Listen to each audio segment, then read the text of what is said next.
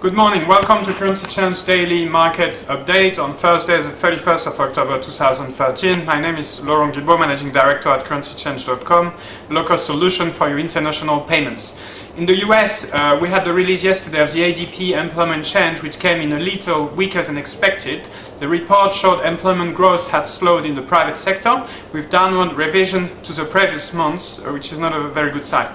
The report was negative for US dollar, but wasn't as bad as was feared, and wasn't sufficient to trigger renewed US dollar weakness after the high levels we've seen on the euro and the sterling.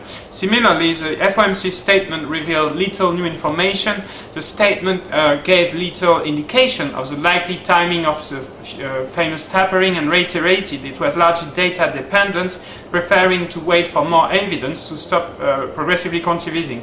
The dollar rose for a fourth day against the euro, before US data forecast to show jobless claims decrease today, while the yen advanced after the Bank of Japan left monetary policy unchanged during the night.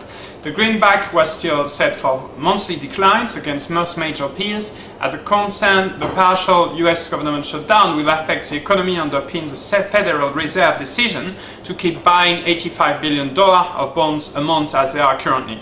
The Federal Reserve decided to press probably on this monthly QE, saying it needs to see more evidence that the economy will continue to improve in the future.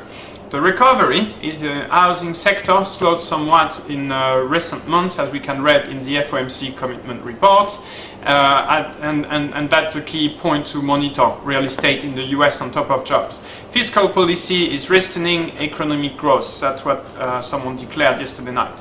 In Europe, the Eurozone CPI estimate could see some interest this morning. German headline CPI slowed to 1.3% year-on-year in October, weaker than expected. Draghi had indicated the expected annual inflation rates will be at low levels for some months. Nevertheless, should inflation drop below 1% in the Eurozone, this could significantly weigh on the euro.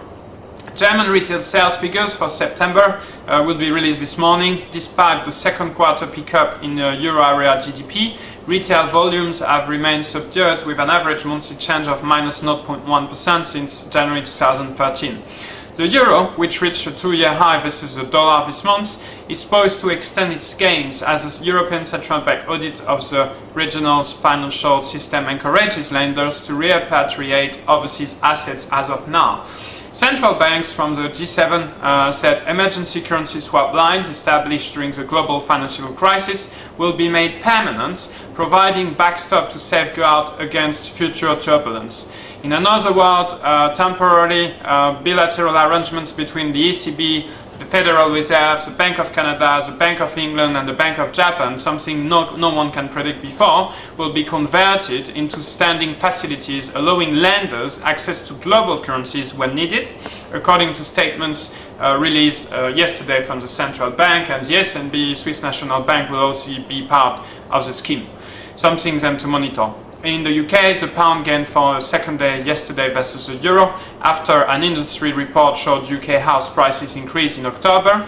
Britain's currency declined for a fifth day against the dollar. Our clients hedged themselves around 162 after a gauge of consumer confidence fell this month. In Asia, the Bank of Japan maintained a pledge to expand its monetary base, but should in a couple of months. In New Zealand, the New Zealand dollar fell after the nation's central bank signaled that currency strength may provide scope to delay interest rate increases, which weakened then the New Zealand dollar versus sterling. In terms of live exchange rate, we're at 160.29 on sterling dollar, sterling euro 160.93, sterling Aussie 168.70, sterling New Zealand dollar around 194. Tradable rates. Economic agenda, UK time, 10 euro consumer CPI expansion at 1.1%, and the weekly jobless claim expected at 12:30 around 339k. If you require further information, please visit now CurrencyChange.com or contact us on +44 0207 373 2686. Have a nice day.